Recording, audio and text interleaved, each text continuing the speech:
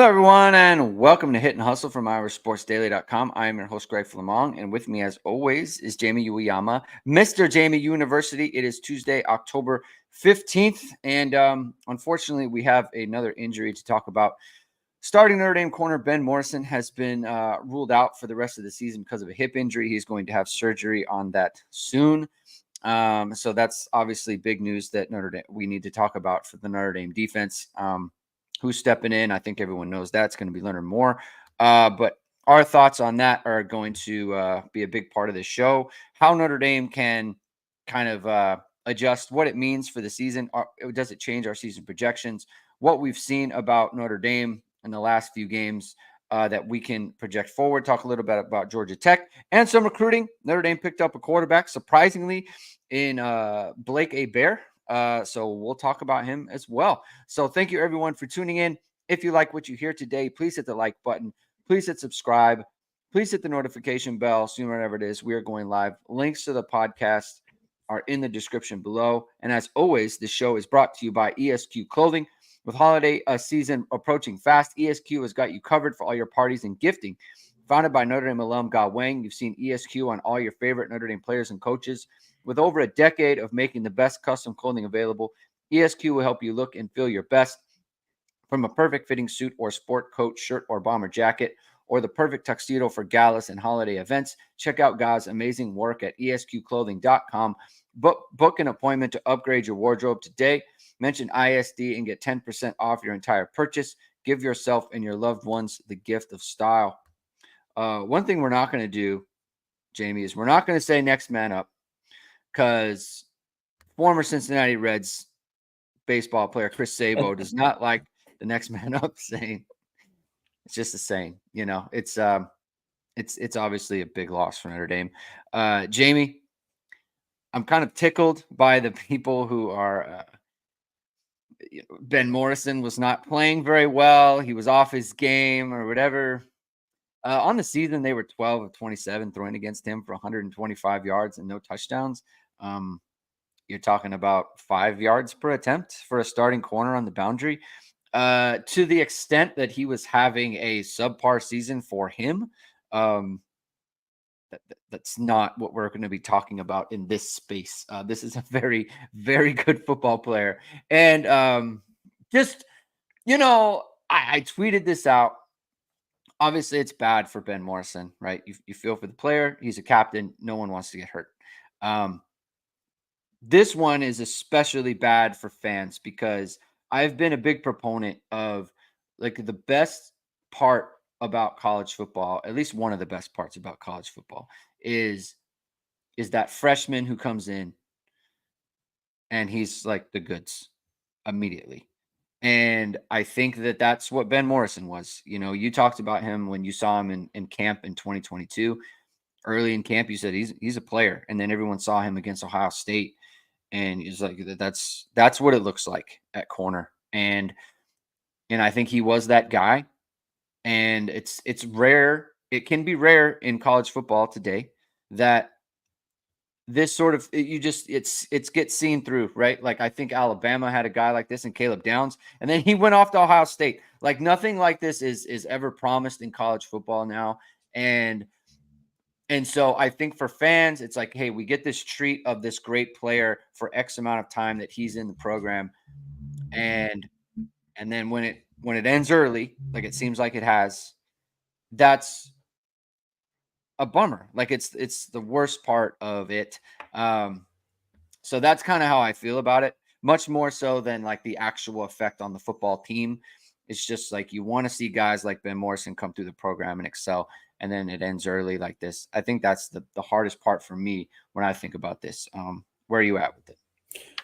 Yeah, when a guy was like, basically since the end of his freshman season, people knew he wasn't going to be at Notre Dame more than 3 years, right? Yeah. And I guess, there is a slight possibility that this would open the door for him to come back, because I don't know, right? Like, we don't know anything about the extent of the injury, right, what it means.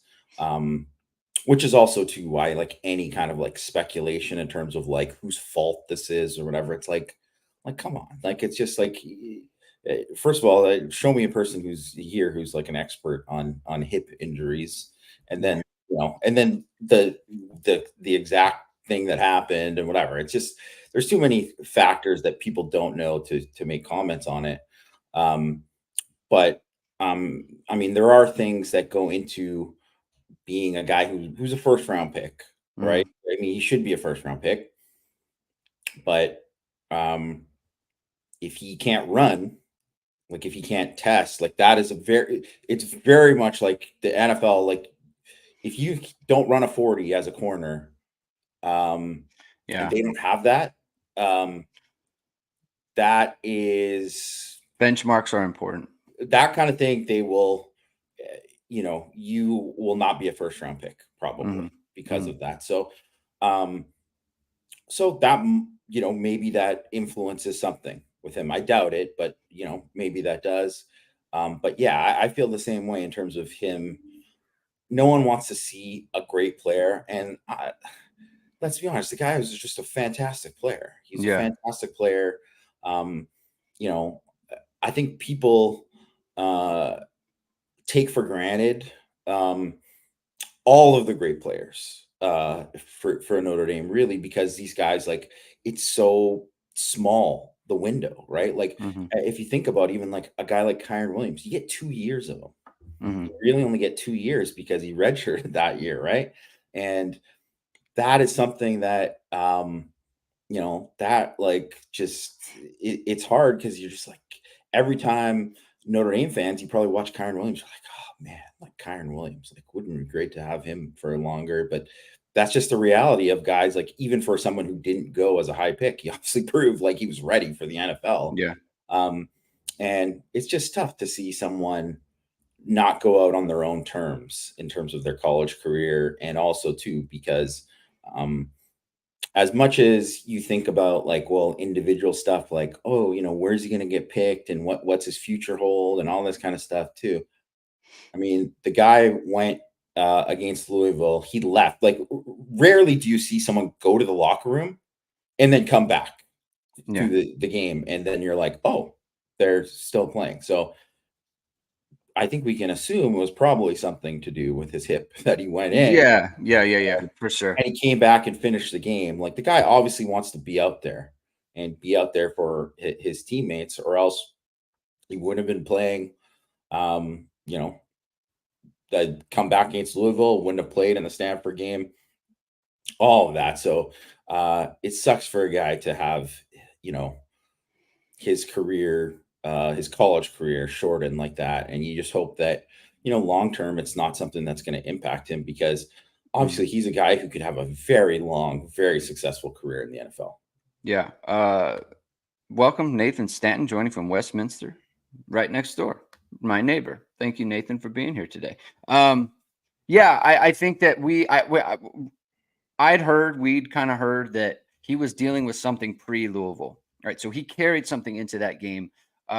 We had heard groin, groin, hip. It's all kind of the same, or like same area, right? So it wasn't definitive in terms of what exactly he was carrying. But I think when he went out of the game, and you watch him walking to the locker room, like he's gingerly walking, right, with a limp.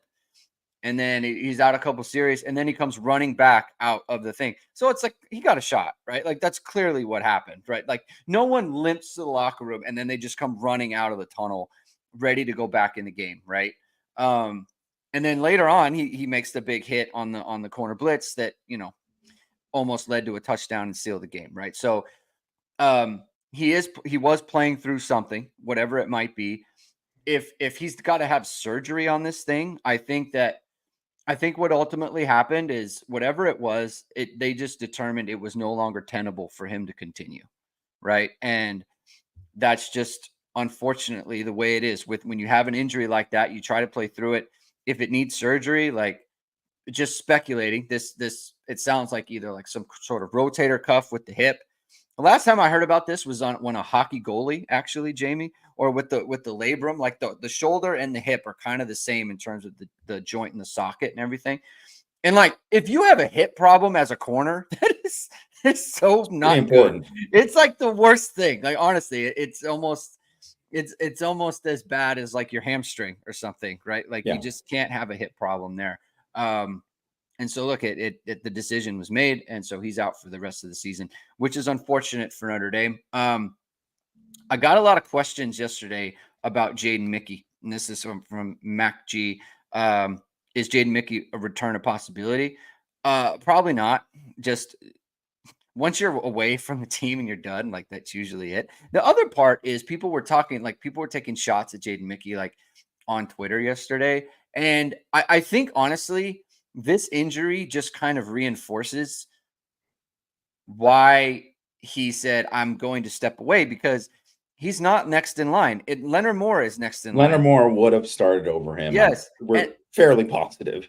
And I Yeah. think that Leonard Moore would have started over Jaden Mickey if Next if he year. was still but if he was still for the Louisville game as well. I think they still Yes. would have Yeah. moved. So like he was always the fourth corner, and that was the problem for Jaden Mickey. He wants to start. He's not starting next year.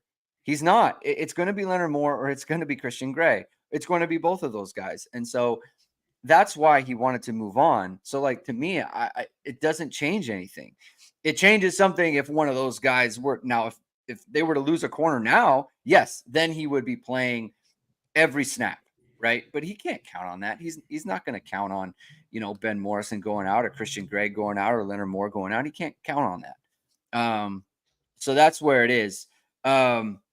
Let's talk about kind of how Leonard Moore fits into this and how Notre Dame can adjust here.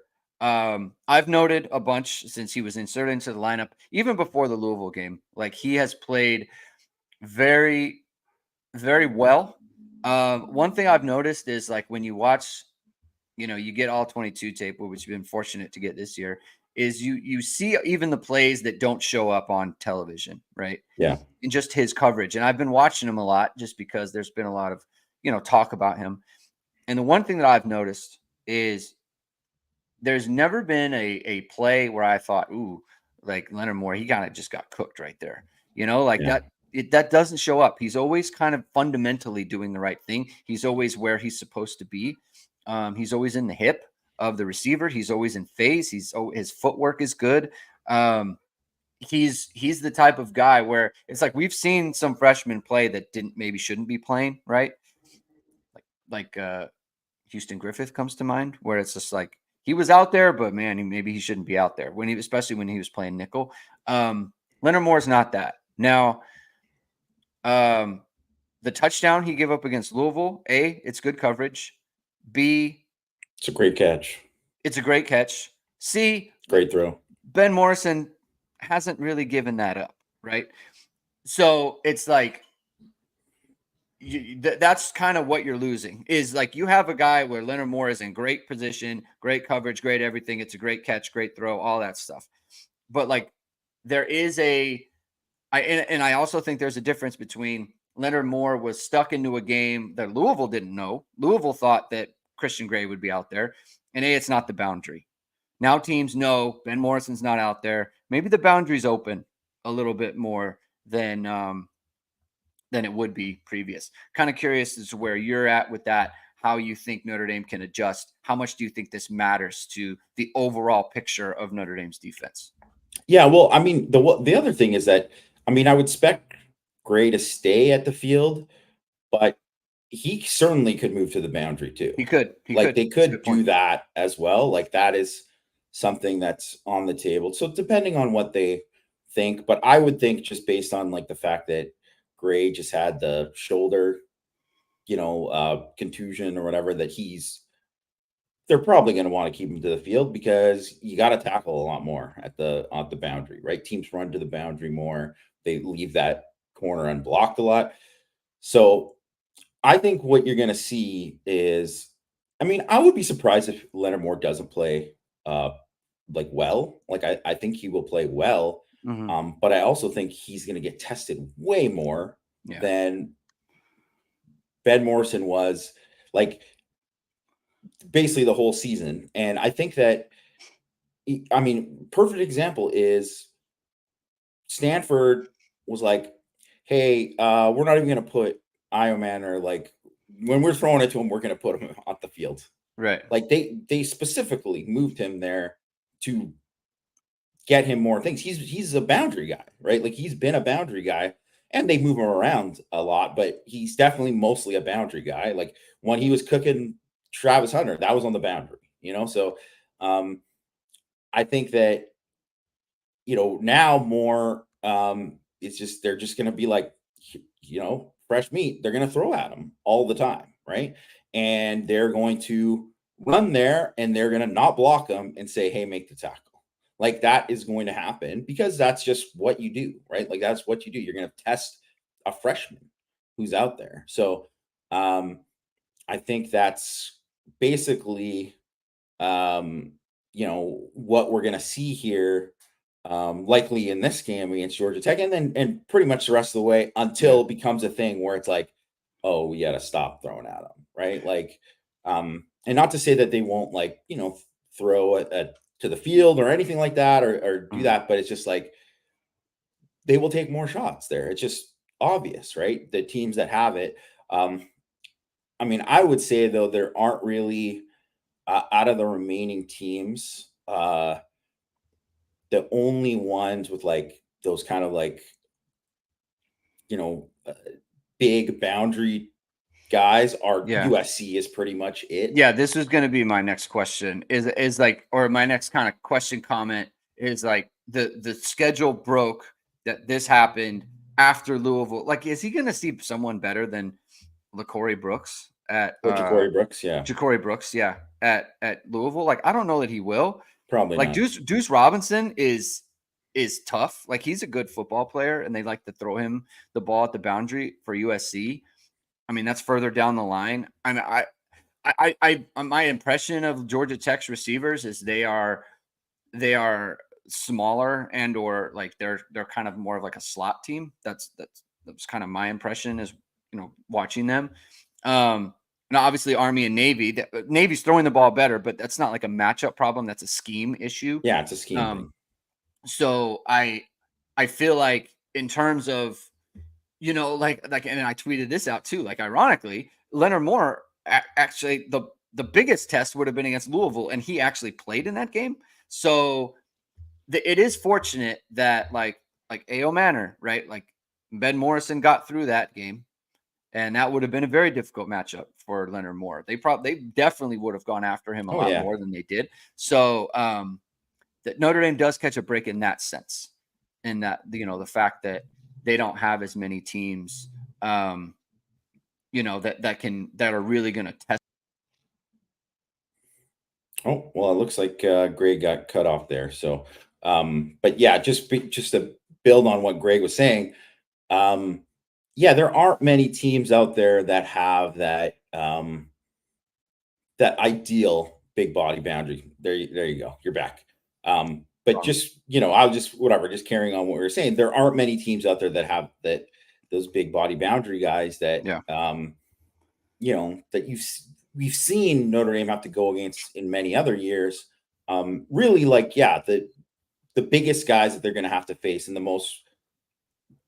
Basically, from what I've seen from USC is like Miller Moss, they throw a ton of jump balls, right? They throw a ton of jump balls up to their guys, and they ask guys to win contested. So, yeah, Moore's going to have to deal with that a lot, and that is going to be a thing in that game, right? So, but I mean, those guys are going to get some plays. It's just like you want to win more of them, which Notre Dame has. So, yeah. We're going to see, but man, Moore has looked good. The way everyone talked about Moore in the preseason without even seeing him much is uncommon. Like people don't talk about and hype guys up that way unless they have the goods. And I think, based on what I've seen, I think he has the goods. Like, I think he's going to be a very great player. Yeah. At Notre Dame. So it's just going to happen now. And there's going to be some growing pains because he's a freshman, but it's just, I think you're going to see he's going to make plays too. Like he's going to do well, I think. I mean, Ben Morrison had tough moments as a freshman, right? Yeah. So it's not, it's not to be, it's it's not like this wouldn't happen to any other freshman type player. Rajon's asking, does Notre Dame have to dumb down things or can Moore handle it? I think can handle it. They didn't dumb down They anything didn't, not against against Louisville. Louisville. He played like every snap Yeah, against Louisville. every snap and against a tough team. And so I just think, like, especially with all of their crossing route schemes and the way that was, they handled that and he picked it up no problem. Again, no busts from him. It's just he the aptitude to pick up the defense, I think, is as impressive as the physical stuff. And so I don't expect that Notre Dame will be, you know, I don't think they need to dumb down anything or they need to fundamentally change what they do.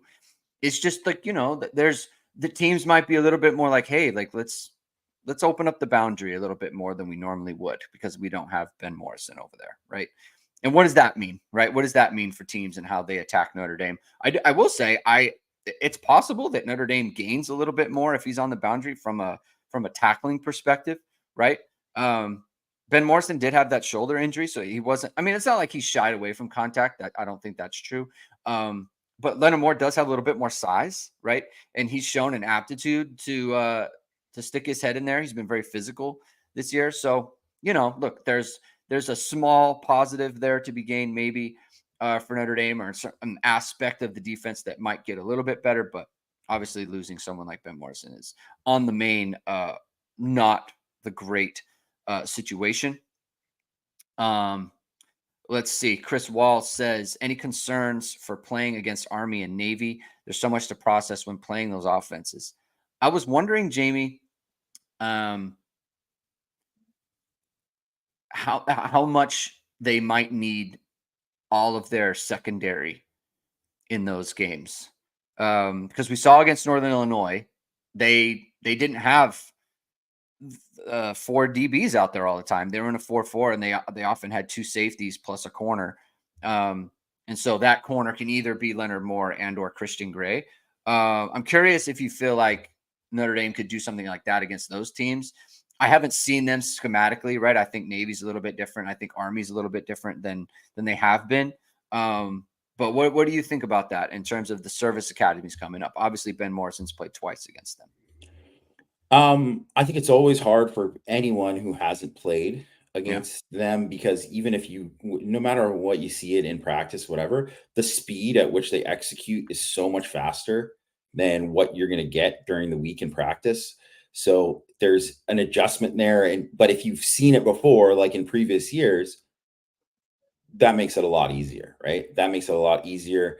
And I think that is a game too, right? Where you don't have to worry about, I mean, obviously it's not base defense. You're playing a very specific scheme, doing different things that week that you wouldn't do in a normal week. And it's going to be that way for both teams. And obviously there's going to be differences. I haven't watched enough of Navy's offense this year to say like, hey, this is exactly what I think they're going to do, or this is exactly what I think like Army is going to do, to know like the differences between those teams. Like, we know they're obviously the triple option teams are still there. They do a little bit different stuff, obviously, that that's Notre Dame's going to have to be ready for. But I think that those are games where you could see, I don't expect Rod Hurd to play corner normally. Like someone mentioned Rod Hurd about playing corner or whatever. Rod Hurd's not going to play corner normally in Notre Dame's regular defense. But in that game, that is a game where maybe you could play Rod Hurd at corner, right? Because maybe you aren't worried about the guy, going over the top as much, and you think, okay, Hurd can cover this guy when we need to, but he can also be an effective, perimeter guy here, right? So that's something to think about. It's like how, Notre Dame always used to, Julian Love was like used in very different ways, obviously, over the years playing those option teams. And that was, super beneficial to have that. So I think really how Notre Dame athlete wise, how they're set up, and they're going to have to figure out kind of mix and match, what they want to do. But there's a lot of guys who could really be like super effective in that game um, when used in different roles, right? So that might be a game where Jalen Sneed, he is totally an edge guy that whole game, Yeah. right? And that's his thing, and he might be the perfect fit for that type of game, right? I don't know for sure that's going to happen. I'm just saying that's a possibility where he can play edge. He can play edge in sub packages, but he's not going to play edge against a normal offense on first and second down, right? But in that game, it might be different, right? So um, I think there's a lot of that. I think I always go back to thinking that like that Drew White of like him being like didn't play the whole time, like wasn't even playing. All of a sudden they're like, hey, he's playing this really good. Like maybe we got to give him Yeah. a shot. And then Yeah. he's doing that. So that is something to remember. Or how like Greer Martini was like an all-American versus Navy. Guy averaged like 15 tackles a game against Navy, but he obviously wasn't that level of player playing against other teams. He was just great at that. So I don't know. I mean, I worry in that game. I think Notre Dame will because Cam Hart was always the guy that I worried about in those games because Yeah. he just bit too hard all the time. And I mean, really, if you look at early in that game last year against Navy, he was the guy who bit and got beat over the Mhm. top, or whatever. So I think about like that's going to be important, figuring out like who plays that best, who plays the most discipline there, and also too like um, which linebackers are the best at playing it and the best at like recognizing and like taking on blocks and stuffing the dive and doing all these kind of things because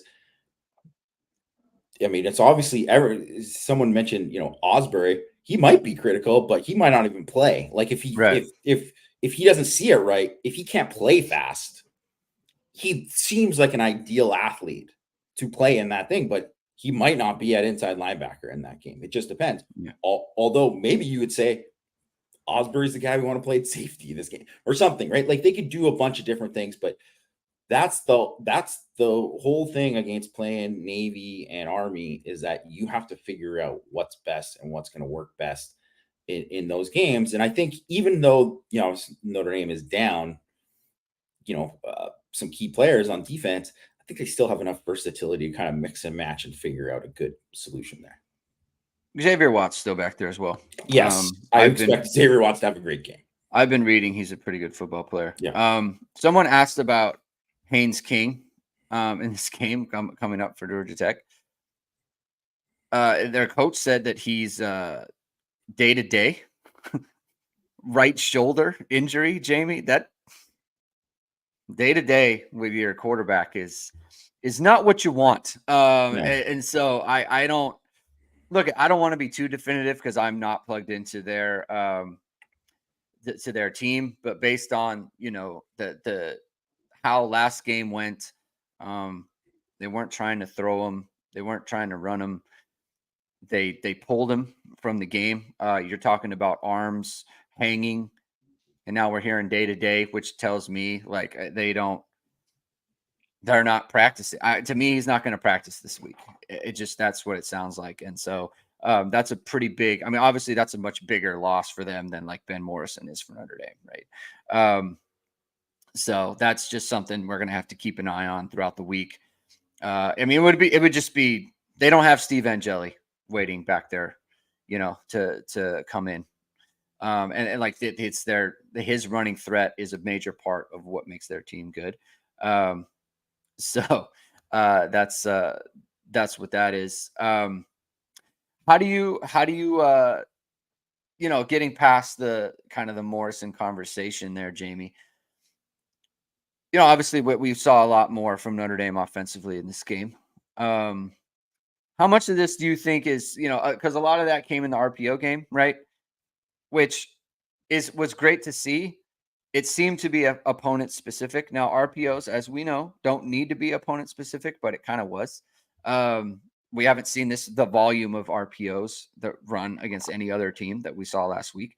How much of this do you think is just the natural progression of what we thought the offense could do, right? Just continue to progress in the passing game, continue to evolve the offense, using different weapons and that sort of thing. Like, how much do you think is translatable for the rest of the season? And how much more do you think, like, I still need to, I'm not convinced by this one performance kind of thing? How do you balance those two thoughts in your mind? I think that, I mean, with the caveat that Stanford doesn't have a good defense and they're Right. beat up and all that too. I think there's a lot you can take from this game that I do think we will see the rest of the way. Like, I do think those RPOs are like, I think that's going to be a bigger part of the offense. Okay. Now, I think that is going to definitely be a bigger part of the offense, just because it's something that,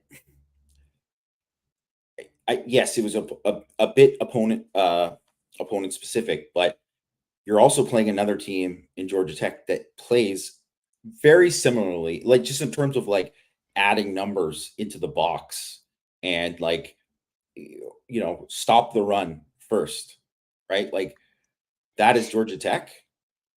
So based on that kind of stuff, and then a lot of like they blitz a ton too, right? They blitz a ton just like Stanford too. So because of that, I think those RPOs, like, that is going to be something we see again this week. Maybe not quite as high as frequency, but I wouldn't be surprised if it's like pretty close. Because the other thing is too, is that what RPOs allow you to do is your protection doesn't have to protect. Right. They're run blocking, and the D linemen, they have to play it as a run. They can't just rush the passer on it, because if they do, if they give them the ball, that it could break big, Right. right? So Right. they have to play it a certain way. So in this game against Stanford, where it was different in, Louisville, where they were like, moving the pocket a ton and just doing quick game and screens and all that kind of stuff. And they did a little bit of that against Stanford, but not nearly as much as they did against Louisville, because they had the RPO stuff added in. So there were only 8 straight dropbacks for when the starting offense was out there.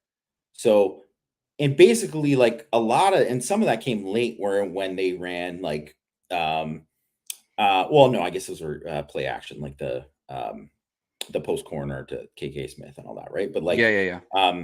but yeah, but they didn't do a ton of it like early on.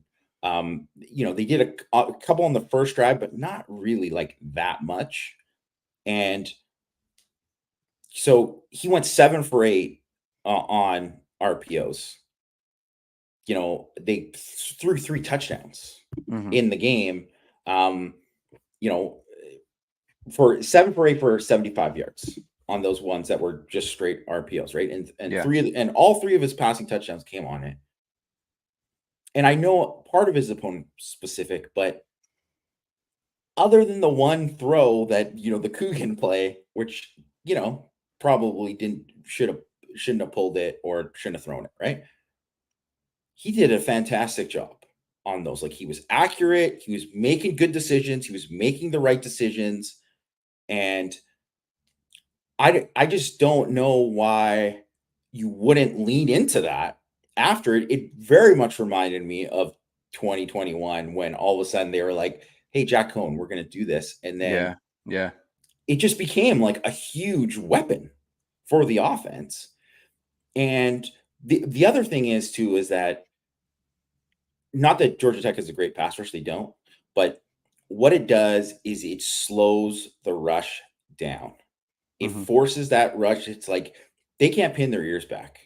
They can't pin their ears back and get after it, even on the blitz, because they're like, I mean, they blitzed a ton. What they were blitzing on almost every one of those RPOs, right? That they threw, the touchdowns for sure.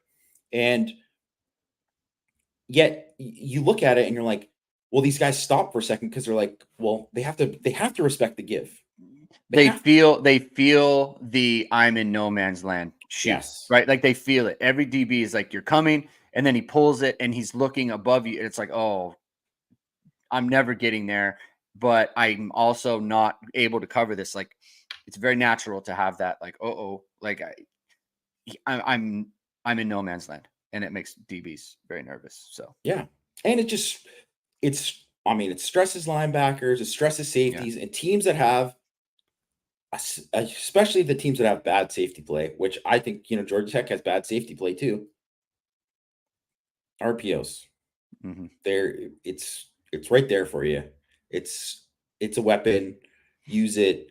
I think, ideally you want to have more situations where you could straight drop back and do it, but I just think that, um, based on kind of what them being so successful at it, and them also now teams are going to have to like prepare for it, and it just changes the whole dynamic of it. Like one of the things that, like, if you look back to, sorry, this is kind of a tangent, but I'll promise I'll get it home. So in 2017, one of the things with Chip Long was like, oh, he was going to do RPOs and all this. The problem was Brandon Wimbush couldn't complete the RPOs. Right. Like he couldn't, and he was throwing like worm burners out to the perimeter, and then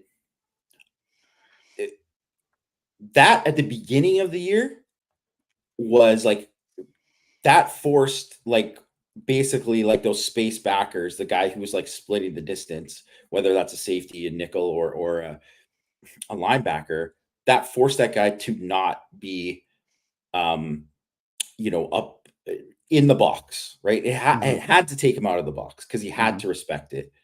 And then when all of a sudden they didn't have to respect it anymore, all of a sudden it just was like, well, they couldn't do anything because they couldn't throw that. They couldn't take advantage of it. And Right. I think that was ultimately the catalyst for like, okay, Ian Book needs to play now because it's just like, we can't run this offense there. And the thing with Leonard is that he shows he can make those throws. Right. So I think that is the one thing of my biggest takeaway from this past game is that I think they are going to run a lot more RPOs in the second half of the season. Yeah, I mean, because there's no reason not to ever, right? Like even I say opponent specific Stanford just because they hadn't done it before, right? Like to the volume, you should always have them a part of your game. I mean, it's cheating. It's cheating. You can throw on a run play, right? Like linemen are downfield. That's that has been illegal for forever, and then it wasn't, and so it's like every team should do it. That's why I didn't understand like the straight drop stuff, just because. The other part to the straight drop things is like it puts more. It forces you to pass protect for longer, and I don't think. And the difference between like a lot of people bring up, you know, Mike Denbrock wasn't a heavy RPO guy or a heavy play action guy at LSU. It's like, yeah, they weren't because they had better offensive line at LSU for one. The tackles were really good, and for two, the wide receivers are faster, right? So it doesn't take them as long. Like Brian Thomas is a rocket ship. You know, Malik Neighbors is very fast. Like it doesn't take those guys as long to get into their routes as it. I mean, look at a half second or a couple tenths, like that matters in terms of separation and getting down the field and when you're releasing the ball and things of that nature. So you need a faster team and you need a better offensive line. You're going to do straight drops. That's why I didn't understand why Notre Dame relied on that so much. And I don't think it's any coincidence that they leaned into the RPO game, which is, that's play action passing. And it also plays off of your run game, which is what everyone comes into every Notre Dame game thinking we got to stop the run, So, that's something that they've got to, I think they've got to lean into for sure. What do you make of the Mitchell Evans stuff? I mean, it is weird that they didn't target him in the game. Yeah. That is definitely weird. I think like they should have found a way to create some plays for at least a couple. Like I think that's a mistake. I think it's a huge mistake actually. Like I think it's like, what are we Why do doing? you think it's a huge mistake? Well, because I mean, one, he's a good player, Mm-hmm. and like he's a guy who can, um, he's a guy who can make plays and, um, be reliable, make plays against good competition. He can win in different ways. He can do things after the catch. He can win contested. He can do all these things, right? Um, I will say I thought he run blocked really well in this game, so Okay. I just want to mention Mm-hmm. that. But I also think like this this is his last year. He wants to go somewhere, high in the draft. Feature him a little bit more because or else he's going to be like, what the heck am I doing here? Like, that's how Mm-hmm. guys get dissatisfied, to be Yeah. honest, right? So I just, not to say that he's that type of kid, because I definitely think he's a guy who's like a team guy or whatever, right? But, I'm not that I would think he's rocked the boat, but everyone wants to be like, who wants to go from like, hey, the whole season they're like, this guy's one of the best tight ends in the country, and they're like, you don't target him once in a Yeah. game after it was like, hey, we need to find a way to get him the ball more. Like, so I would be shocked if they don't like try to feature him more in this game. Mm-hmm. Like, and if they don't, again, it's just like, what are we doing here? Because I don't know. It would make no sense to me.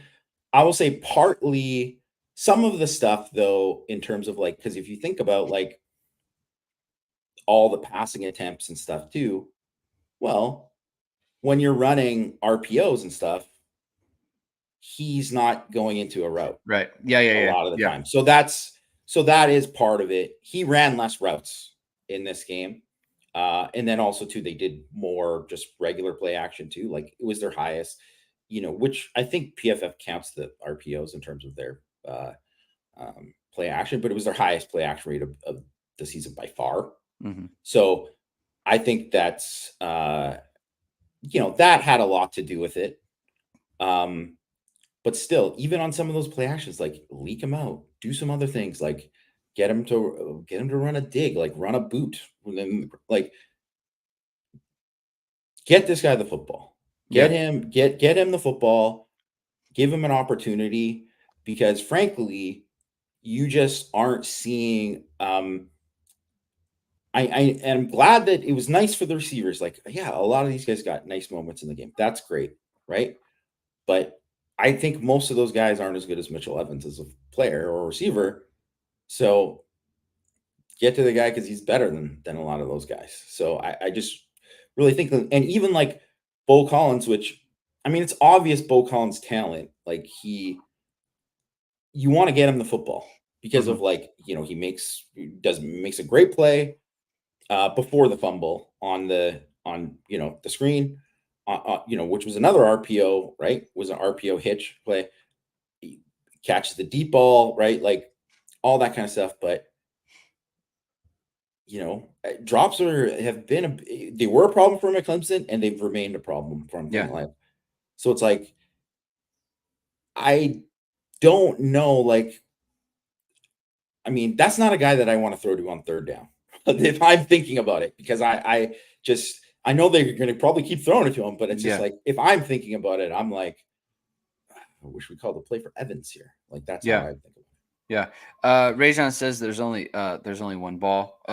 There's some aspect to that for sure. Like a lot of the things that Notre Dame was doing were working. So during the game, you don't really think about it.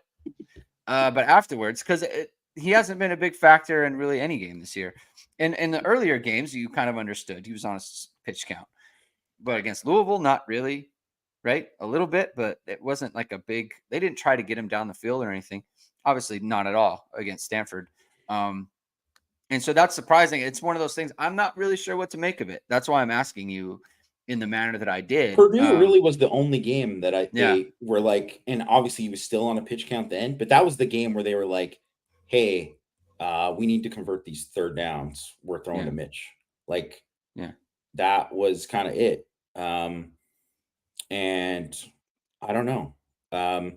Denbrock, when he was kind of talking about him, said that maybe he wasn't, they wanted him to play at a higher level and kind of stuff. He kind of, Yeah. inferred that or whatever. So I don't know. Maybe they aren't totally happy with his play in There's general. something going on in practice. Yeah. Maybe right, but I don't know. I just think he's a guy that, um, kind of like the thing with like, okay, I mean, it's pretty obvious. Like they came into this game being like, hey, we shouldn't have probably benched Price that whole game.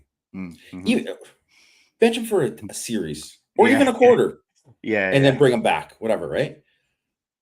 But in this game, they're like, hey, they probably told Jeremiah Love before the game, like, hey, we're gonna give Price a little bit extra this game because we kind Yeah. of did him dirty in the last game. So I mean, that's what I would be thinking in this game. I'd be like, we probably didn't do the best getting the job to Yeah. Evans and whatever. And I think like in the flow of the game, it's hard to kind of like change things up, especially when other things are working. I mean, you win 49-7. It's not like I'm sure he didn't feel terrible about the game, like they killed him, right?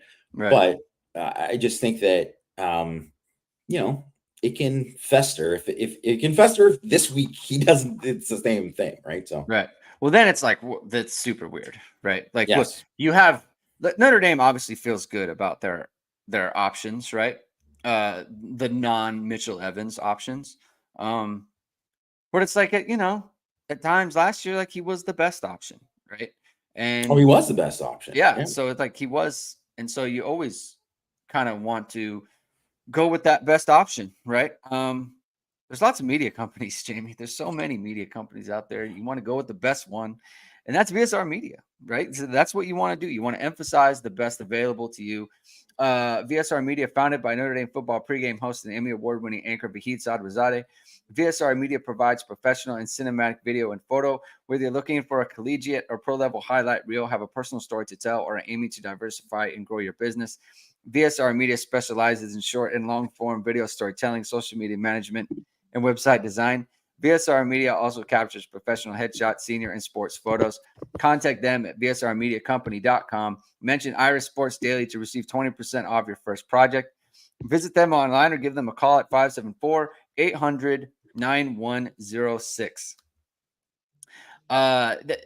There's not often a lot of surprising things that happen in recruiting, Jamie. You're sitting around on a Monday just hanging out, checking the tweets, and it pops up. Blake Hebert is he's flipped his commitment from Clemson to Notre Dame. We were surprised, I think. Didn't see it coming of a lot of all the guys on Notre Dame's radar. Although we did say, like, when we talked about options at quarterback, we were very clear. Like, these are options that we have come up with. We have not heard it from Notre Dame. And so they have gone with him. He was a former Clemson commit. And so he's out in the Massachusetts area, Jamie. Oh, I'm sorry. It was Connecticut. I'm Yeah, confused now. New England. He's New England. Just New go England, New New England. Yeah, New England area. We watched some tape. Not the best receiving situation that he's got over there. Um, those guys, clean it up, guys. You got a post route, please. He drops into the bucket. Just bring it in and Yes. then celebrate with your teammates. Please do it. That's the best thing.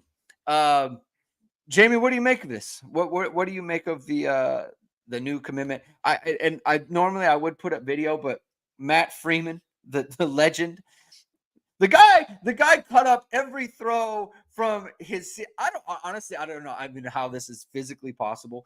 Matt, the commitment happened. Matt had cut up every single throw from his senior season and put it online within like 30 minutes. I can't even believe that happened. Like I wish I was there. I feel like he didn't have the time for this. So please go watch it. Just honor the work of our Matt Freeman. He's the best. What do you make of this, Jamie? I mean, I mean, I think I was with everyone. I was surprised. Great job by the staff, like keeping that kind of, you know, um, On the low. secret, because this wasn't even like a Hayes Fawcett edit that you were Yeah. getting for anything like that. There was no leaking or anything of that. And I mean, I did think that it was going to be like kind of this way, like it was because they're going to have to flip somebody. So it's going to have to be in secret. And I think everybody knew too that like Deuce was going to end up in the class everyone knew for months that it wasn't, he wasn't going to end up in the class. So they were obviously working it, the whole way. I think I hate when somebody else comes in the class. It's like after when they lose a guy like Deuce, and he is extremely talented, obviously like a freak athlete, just a very unique prospect. So the next guy is he's never going to live up to what that is. That is tough to do. Right. Um, so I think that I wouldn't put him anywhere close to the same class of prospect that I would Knight, in my opinion. So it's definitely a step back in that sense, but also I believe that like Deuce Knight was going to leave if CJ Carr wins the job next year, or even Kenny Minchie, probably like Deuce Knight was going to be a one and done guy, I think, at Notre Dame.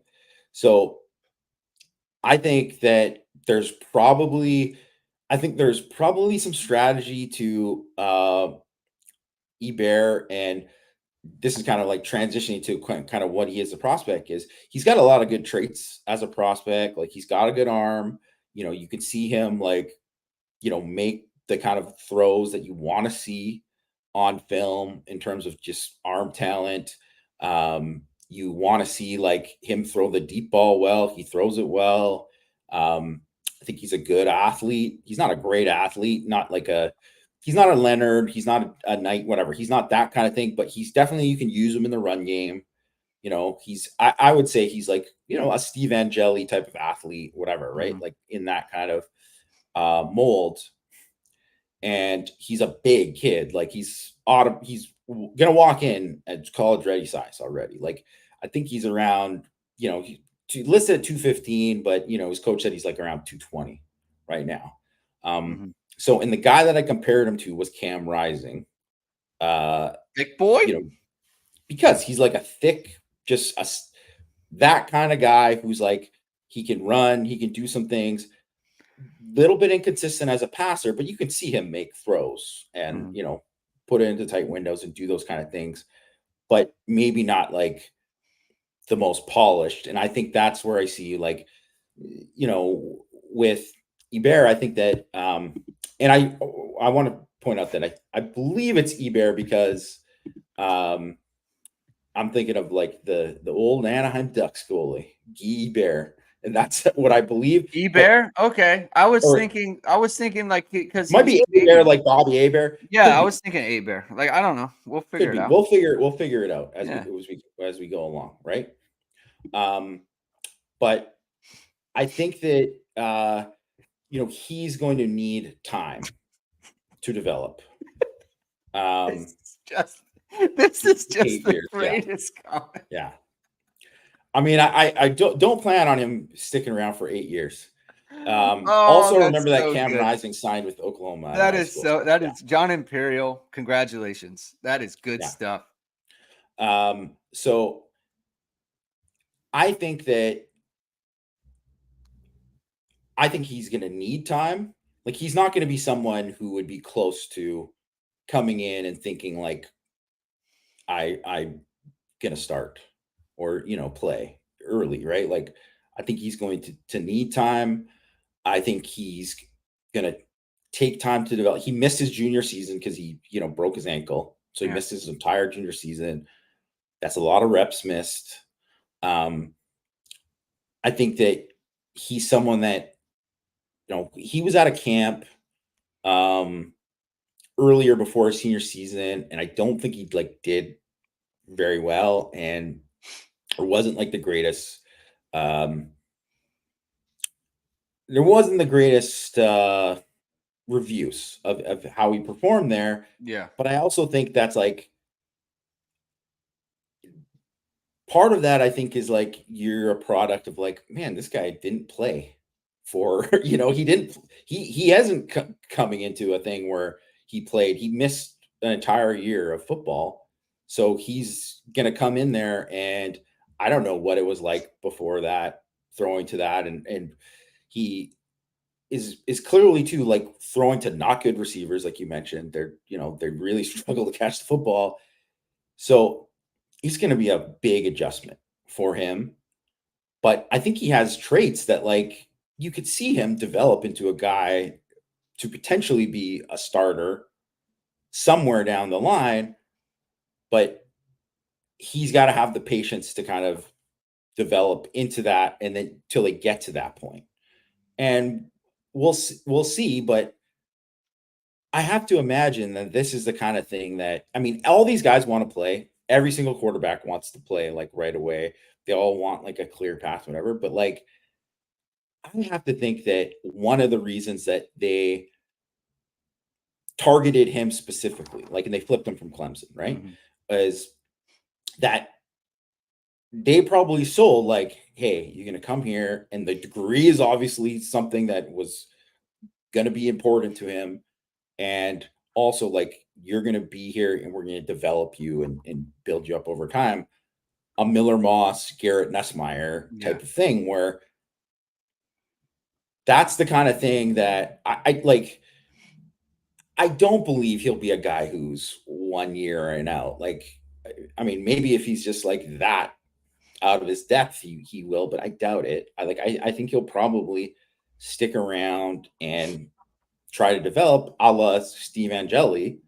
And because look where Angeli is compared to where he was 2 years ago. He's just light years ahead of where he was, right? So and now too, you can look at it and say that Angeli, maybe, I mean, everybody's basically already counting him out for next year, right? But who's to say that Angeli isn't the Garrett Nussmeier, for next year? It could happen, right? So I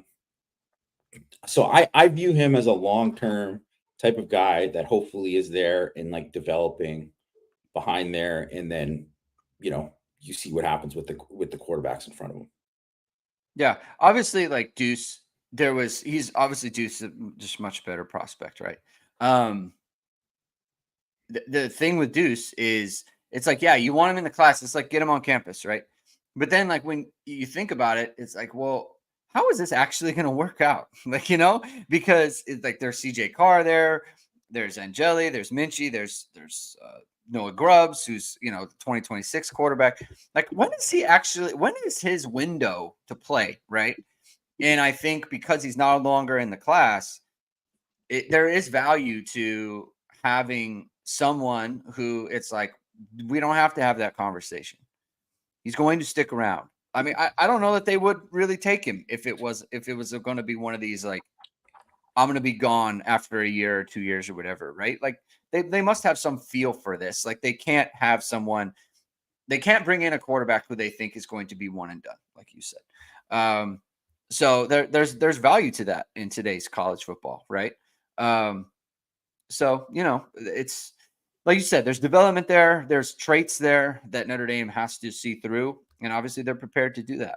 So Emily 101 is asking, unrelated, a reaction to the women's basketball AP preseason poll. Any upcoming Dimes with Dara episodes? I love and appreciate the Notre Dame women's basketball content. Thank you, Emily. That's very nice. As far as episodes, Dara is trying to figure out what her schedule is right now, so I'm giving that space a little bit. She has a lot of irons in the fire in terms of what she's going to be doing for the next few months. So once that all gets figured out, we'll get the episodes coming, and it'll be all good. As far as the AP women's basketball poll, Jamie, I don't know if you saw this. It's breaking news. Notre Dame number 6th preseason AP poll. I got to tell you, I don't. The thing about the women's basketball team is they are very much leaning into, we expect like national championships. We expect to be a national championship caliber team, and that is their mindset. And it's refreshing. It is, every Yeah. time I talk to them, talk to Neil Ivy, I talked to Olivia Miles recently, right? I've spoken to Sonia Citron, right? Spoken to um, Maddie Westbeld. They all have that, just like, yeah, we expect to be a national championship caliber program, and that's our goal, and that's what we're shooting for, right? Um, they've got the roster for it. I think everyone's excited for Olivia Miles and Hannah Hidalgo, and what that could be. They've got some really good transfers coming in. Liatu King, Liza Carlin, so they're going to be on the front line, and of course, you've still got Sonia Citron in the backcourt. So that's going to be really fun. It's going to be a very fun season for Notre Dame women's basketball. And so, Emily, thank you for asking about that. I think that's a good place to end it, though, Jamie. Thank you, everyone, for tuning in today. If you like what you heard, please hit the like button. Please hit subscribe. Please hit the notification bell. Soon, wherever it is, we are going to go live. Jamie and I will be back on Thursday with a full Georgia Tech preview, maybe some more news and notes, maybe some updates on Haynes King and his health and what he's got going on there. So that's going to do it. Thank you, everyone. We'll talk to you on Thursday. Keep hitting and hustling.